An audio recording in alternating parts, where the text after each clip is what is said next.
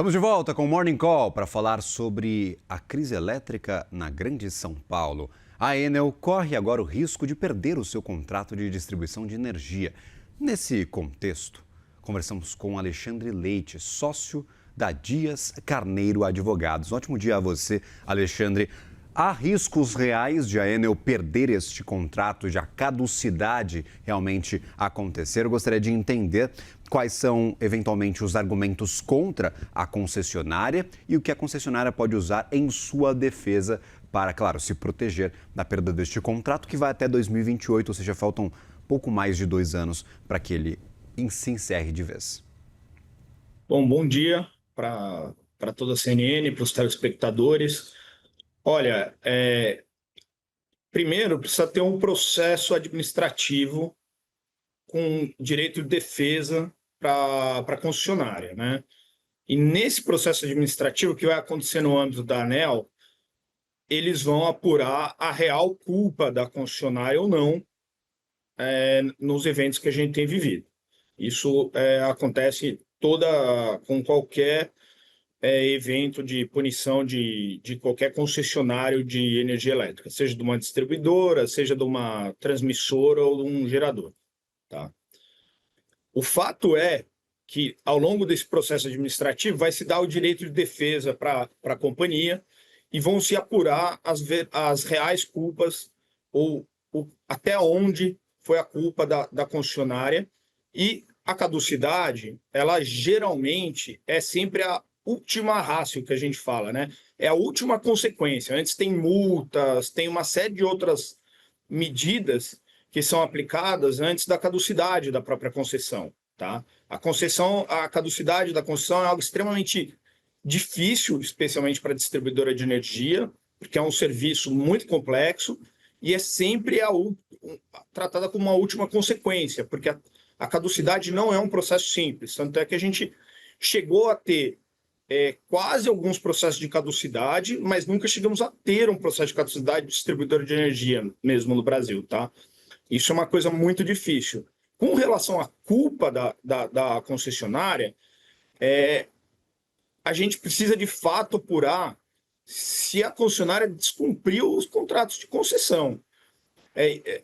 Eu entendo que gera muita comoção na sociedade e a gente ficar sem luz hoje em dia é muito complicado, mas a gente tem que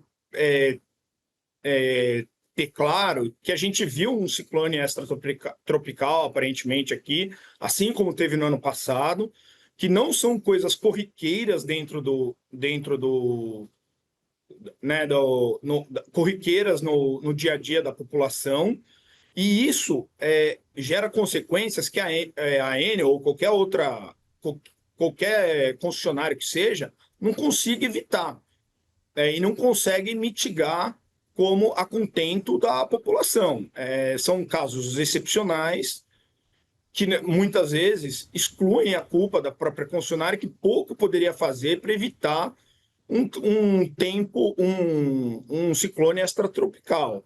Existem, claro, e isso daqui vem sendo pouco comentado,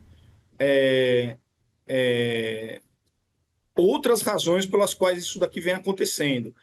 Algum tempo atrás, as distribuidoras passaram de ser as responsáveis pela gestão dos postes de fiação. Então, hoje em dia, a gente vê muito cabo de telecom no poste, gatos e árvores e podas de árvores encostando nos fios elétricos. Isso não é competência da distribuidora.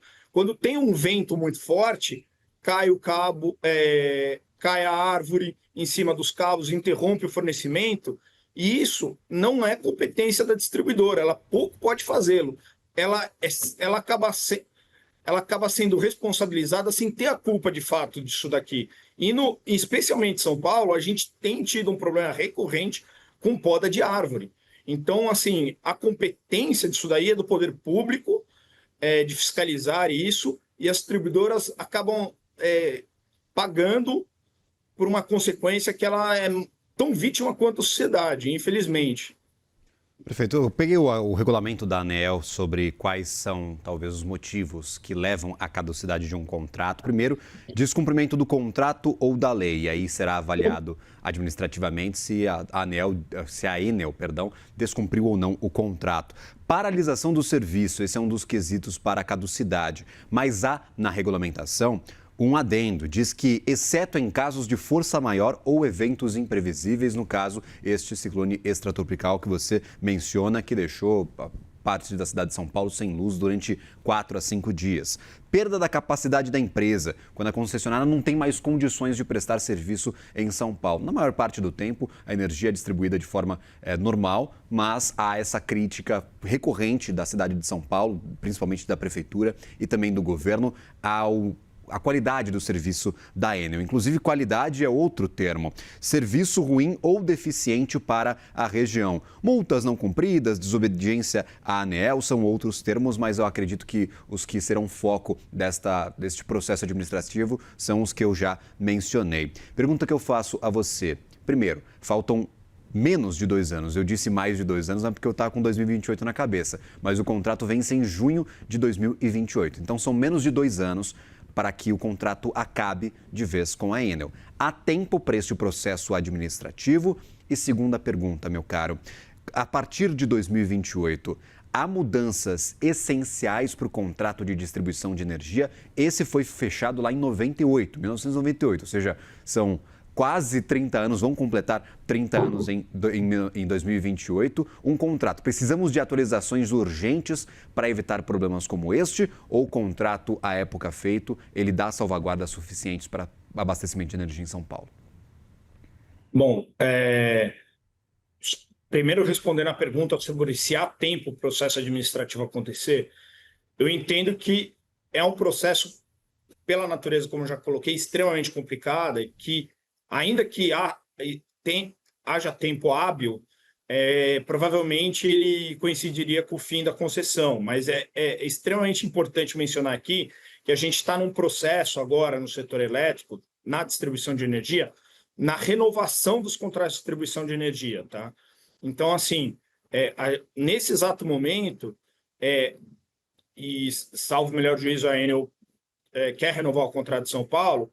Em princípio, apesar de terminar em 28, a Enel renovaria o contrato de concessão, se o poder concedente assim o quiser, e deixar claro que essa renovação depende da Enel ter atendido os requisitos técnicos. E apesar do infortúnio que a gente veio a ter no ano passado, a Enel vem cumprindo os requisitos técnicos. É que a gente tem culpado a distribuidora por questões que não são afeitas a ela ou culpa delas, né? Como eu já mencionei.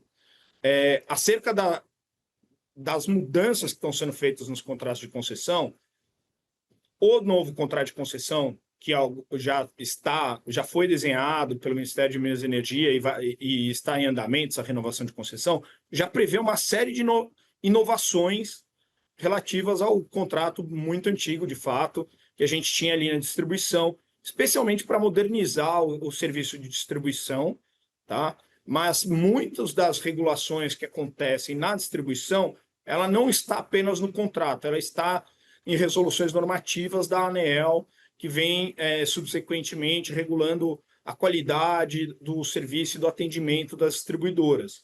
Isso é bastante padrão. E mesmo antes desse novo contrato, a gente já tinha esses requisitos e eles já são suficientes para atender uma série de coisas que a gente vem sofrendo. A grande questão aqui, que muito se fala, é o enterramento dos fios em São Paulo. E aí vem de novo a distribuidora sendo acusada de algo do qual ela não é culpada, ou as distribuidoras, e aqui não é só a Enel. O que acontece é que o contrato de concessão de distribuição não trata de enterramento de cabo. Ainda que nós gostemos da ideia, existe uma confusão até de competência para saber quem que é de fato responsável por isso. Se a gente atribuir isso, né, ao contrato de concessão da distribuidora, maravilha, mas a gente vai ter que pagar por isso. porque é extremamente caro e não é previsto como trabalho, como serviço de uma concessionária de distribuição. Assumindo que isso seja fato, a gente aceite pagar mais por isso. Vamos lembrar que o Nunes, há pouco tempo atrás, tentou criar uma taxa para enterramento de fios, que é um prefeito, então competência municipal e não federal como a distribuição de energia.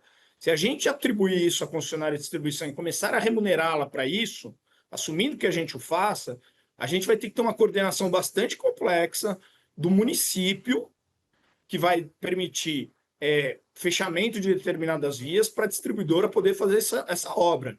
Então, é uma questão que transborda a concessão de distribuição de energia e, sim, existe uma confusão entre competência da distribuidora, que é da União, né, federal, e do próprio município, que é atendido pela distribuidora, ou os municípios que são... E vamos lembrar, a gente está falando aqui de São Paulo, mas a gente tem Osasco e outras municipalidades que já conurbaram com São Paulo, são outras prefeituras, outros prefeitos, e tudo isso tem que ser muito bem coordenado com a distribuidora, se a gente assumir que é papel da distribuidora fazê-lo. Lembrando que isso vai implicar em maior preço de energia, o que é algo que tem que ser explicado para a população. Perfeito, Alexandre, sempre bem-vindo à nossa programação. Obrigado por nos ajudar a entender esse ordenamento jurídico de culpabilidade, quem que é responsável por cada um dos processos aqui na cidade de São Paulo, mas também federalmente falando.